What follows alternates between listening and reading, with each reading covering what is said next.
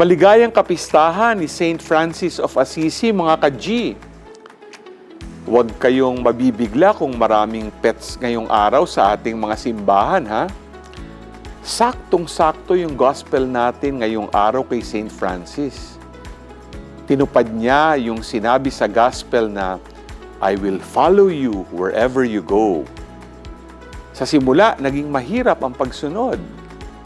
Isang kabataan na nanggaling sa mayamang pamilya, iniwan niya ang lahat para sundan si Jesus.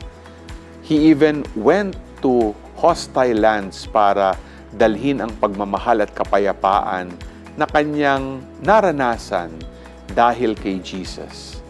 Sa katunayan, sa sobrang dami ng na-inspire niya, meron siyang maging mga tagasunod na mga pari, madre at laiko. Na-inspire sila dito sa isang lalaking iniwan ang lahat dahil sa matinding pagmamahal ni Jesus. Ikaw, kaya mo bang sumunod kay Jesus even if it demands you to sacrifice all? G ka ba?